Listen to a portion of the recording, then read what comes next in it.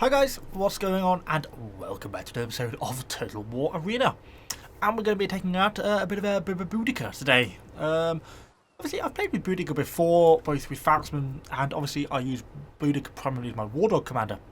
But primarily I prefer Vercingetorix or even Arminius over Boudica as a Falxman or Barbarian Infantry commander, and I've always felt that she kind of lacks some of the key abilities of a good commander, at least for my playstyle. But I know a lot of people seem to get on particularly well with her, particularly as they start to get into the higher tiers, and since I finally got her up to tier 8, I thought it was time to sort of have a revisit, see how she gets on with some of the Falxmen at this higher tier, and sort of see what changes about her maybe in the higher tiers which makes her better than she is, say, at the lower tiers. So I was kind of having a look at this before I started the video. So yeah, I've only just got up to tier 8 and then used some free experience to sort of get some started, but we've still got a bit to go on the skills. But some of the key things I noticed which are really interesting. Firstly, Fury Charge goes up, gets another +2 second activation, making it a 6-second charge at double movement speed, with only a 40-second cooldown, which is going to go down to 35 once I've got the rest of the cooldown researched. 6 second, that is the longest charge in the game. That is a nice charge, and with plus 52% impact and the missile block chance, going to be pretty nasty. You know, combined with that, if we combine it with an ambush as well, it's going to give another 20% impact damage. It's going to start to bring about some interesting charge mechanics, and that also fits well with a Falxman who can actually have a decent charge, and their Falx can increase charge damage. So there's a bit of sort of combination of things starting to work together here to produce some possibly interesting results. I'm still a little bit worried about possible charge impact. It's only 5% from ambush. I was hoping that was going to be something that's higher, because I think you're going to struggle still to beat cavalry in any sort of charge, because your charge impact is not going to be high enough. Maybe in forests you might stand a chance, but elsewhere I think you're going to struggle, because you don't get any charge impact bonus out of the Fury Charge until you get to tier 10, and then even then you're only getting 4%, so not really enough. Other things that change is Rebellion seems to really come into a league of its own, which it's sort of been missing quite a lot previously. I always felt Rebellion up to tier 8, tiers 1 to 7, doesn't really add that much. You know, you get a little bit of a bonus to melee defense, a little bit of bonus to weapon damage, but not a lot. You know, it's always dwarfed by even things like Defiance on Vercingetorix, but usually dwarfed by Ad Portus, by Vengeance, and never really seems to be that useful. But once you hit to tier 8, you start to get quite a few upgrades. Not only in activation duration, which kind of makes it much easier to use, you know, as your duration is now popping up towards a minute. But on top of that, I'm now getting another 10% melee weapon damage, putting that up to, what, 30%? Well, it's starting to get a little bit more respectable now. On top of that, my melee defense is increasing. I've got one more research spot on this yet to do. And that's going to take me to 20%. That's going to take it to a total of plus 50% on the melee defense. Okay, starting to get a bit better now. Then on top of that, you know, the positive terrain modifier is increasing another 10%. You know, it means when you're activating in forests, that plus 25% weapon damage, weapon attack, melee attack, and where melee defense is going to be going up more and more because it's a positive ground effect modifier. If you don't understand these terrain types, I have got a video about a month back where I go into the details about how forests affect positive and negative terrain modifiers. So it's actually Rebellion seems to be ramping up quite a lot, I think, at this tier. And it seems to be getting better and better. Look, as we go into tier 9, we seem to be getting more things coming in. Even a movement speed buff there. More melee defense, you know, that's going to be getting really quite high by the end of that. So it's suddenly coming into being a much more useful ability, in my opinion. It looks like we're going to get also a little bit more charge impact out of our ambush as well. So lots of positives, I think, going forwards.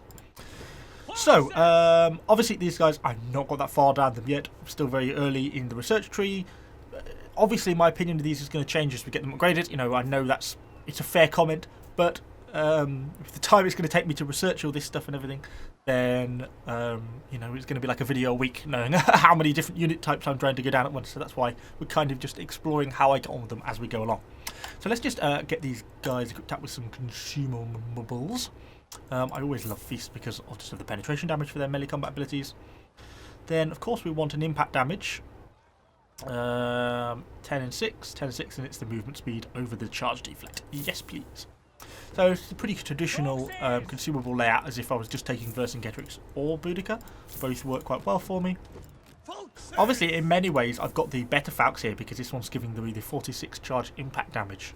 So it's going to make them even better. I'm going to put their charge impact at 212. That's pretty decent. We're going to get quite a big percentage increase with Boudica's abilities.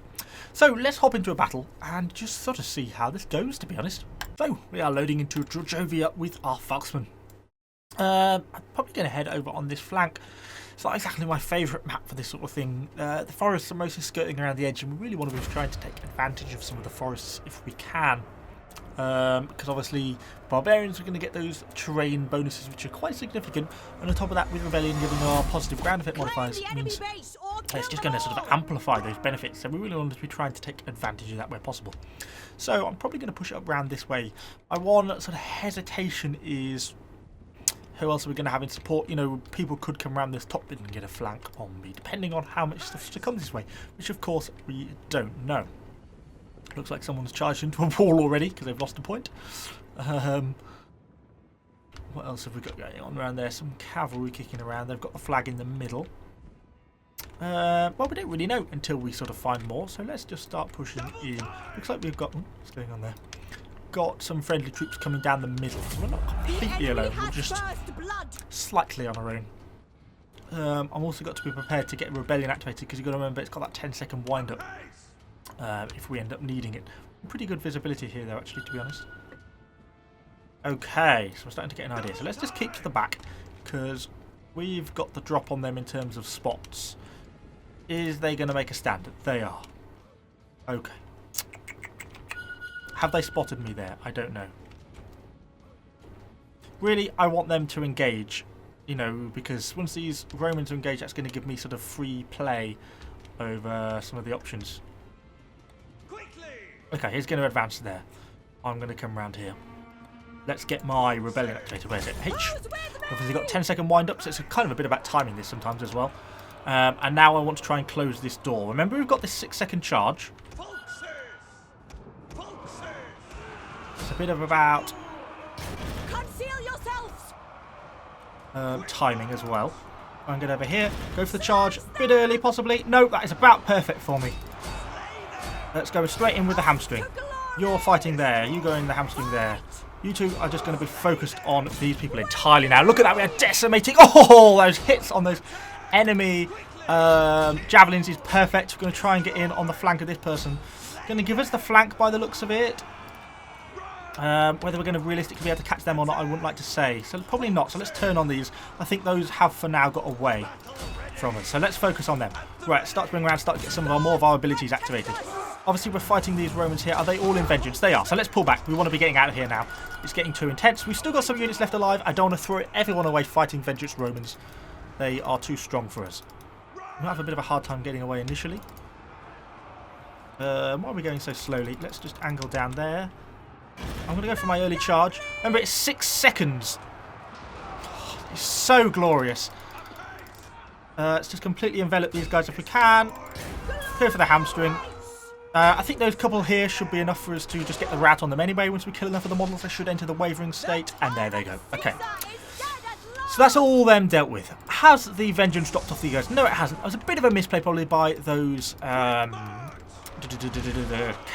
there. It'd be better off just to leave these Romans to rout, to be honest. To let their vengeance drop off. You only got to leave them alone for 10 seconds and their vengeance will drop off. So I think that would have probably been a beneficial sort of thing to be doing. So now, we've got to be a bit careful here. Remember, our charge impact isn't still that high, so we will probably lose charges against enemy units. It's just if we can get the charge off, we do quite well.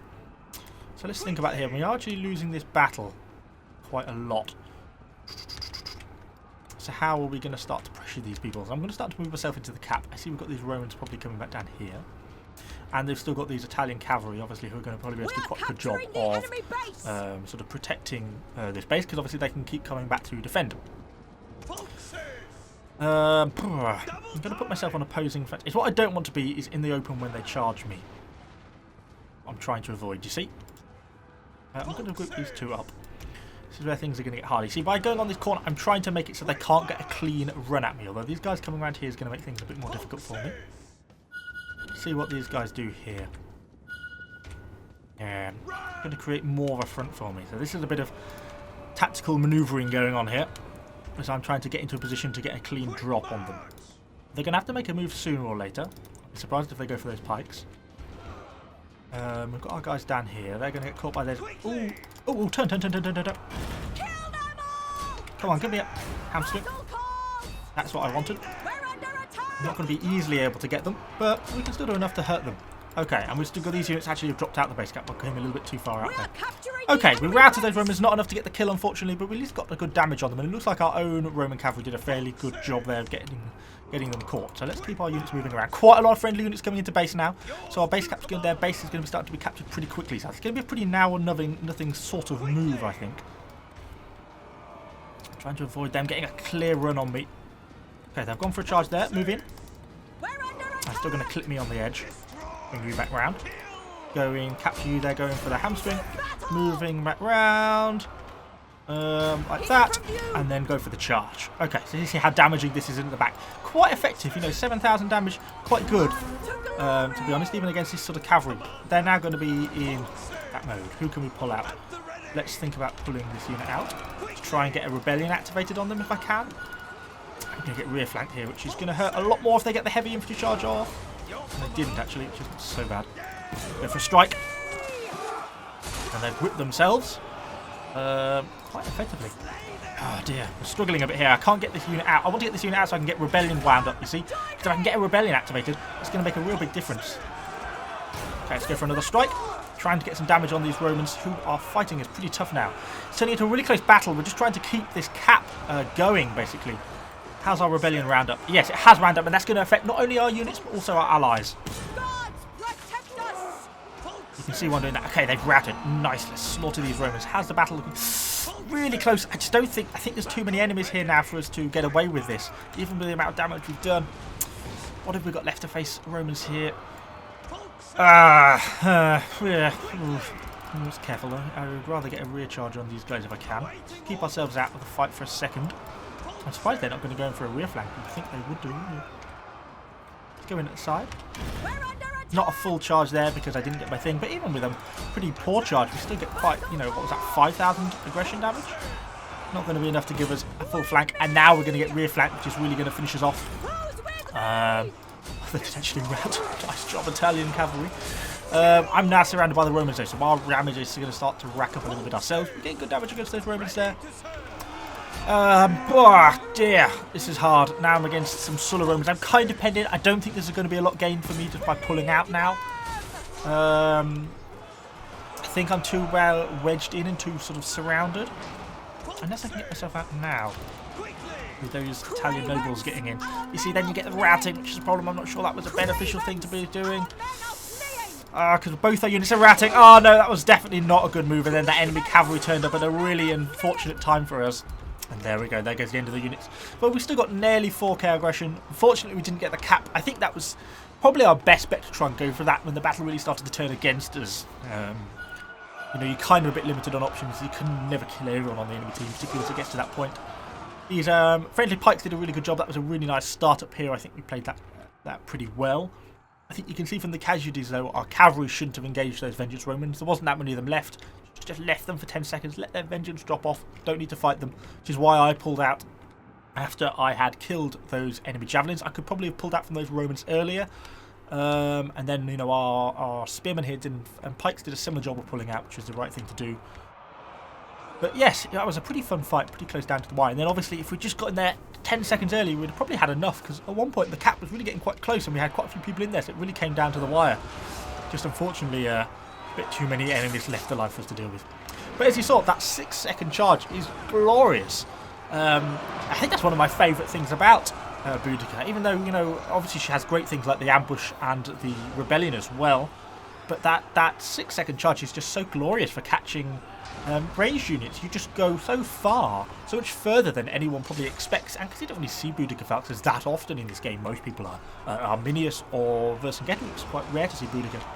And then, you know, the distance you can cover in one run, you know, we saw down here, I even wasn't that accurate, but we managed to cover all this distance in that 6 seconds, so that makes them really quite powerful, I think. Our poor Sacred Brand getting cut down there by a horde of enemies. I don't know what else we've got left alive. A couple of Romans down here. An elephant. Nice, but I'm still not going to be able to do enough, I don't need to bring this battle back. So yeah, so I certainly feel that Boudica has become a lot more competitive now with Tier 8. I think proportionally, I think there's a lot to be said for learning how she plays properly, which is something I'm definitely not so good at, I don't think, particularly having not played Boudica that much, other than whenever I take out the War Dogs, which isn't really that often. But particularly with the buff she gets for Rebellion at this tier, and that little 2-second activation buff that you get to charge, makes a real big difference to the playstyle. It's very nice, and I think it seems, from what I can tell, only to get better. I just wish that the ambush had a slightly higher charge impact, so you stand a bit more of a chance of winning your charges against sort of enemy cavalry, or at least like some of the Roman cavalry, never against the Greeks. But it's just, I guess, was one of those things, you can't win everything. So it looks like the last of our Romans are starting to get cut down now. Come with the cohort routing. Yeah, there they go, surrounded by these Iberians. These Tier 8 premiums. I actually got these. I did a premium review video on these guys probably like a couple of weeks ago. So if you haven't seen that, you can go check that out. They're quite a nice cavalry, actually. I quite enjoy them. I think it's just this elephant we've got left alive now, which is obviously determined to fight on to the bitter end, but there's only a couple of minutes left on this match, even if he's going to try and run away for the whole match. I'm surprised the enemy cavalry haven't tried to catch up with him now to sort of get some damage in. Looks like we've got some friendly archers as well. There's some enemy archers, so we're coming up to try and finish this guy off. Gonna get a little bit of damage in there. Oh, not very accurate shooting. Oh, and he's turned around. Is he just going to go in and try and engage? I think he probably is. Obviously, if you remember, Elephant's got a nerf a few patches back, or maybe 2 patches back, to their melee defense, so they should be a bit easier to get hits on now. They just shot. I've done that more than a few times. Shoot myself with my own crippling shot, which is what they just did there. So that kind of affected their probably ability to resist damage. They should take more damage per hit now. I think that's probably true because that melee defense, when it used to be sort of around 80-90, kind of made it hard for people to get good hits on them. You see how much quicker they kind of go down to infantry and stuff now, so it's kind of changed a little bit, I think. So, yes, do I recommend Boudica as an infantry commander from Tier 8? Yes, I think I would. I think I'm certainly going to consider using her a little bit more. I've kind of been enjoying her, particularly once you get the hang of her, I think. It's a little bit different. It's quite a lot different to Vercingetorix, who obviously, as I'm sure you know, I absolutely love. So getting used to that change in style is kind of going to take a little bit of getting used to. But I think on the whole, from Tier 8, there's some massive improvements, particularly compared to the Tier 5, 6 and 7. So if you previously don't like Boudica, but then, you know, are getting into the higher tiers, give her another go, see what you think, see how you get on, because it's kind of a bit different. So let me know what you think about this video in the comments down below. Subscribe to the channel for lots more Total War Arena content, and I shall see you all on the next video.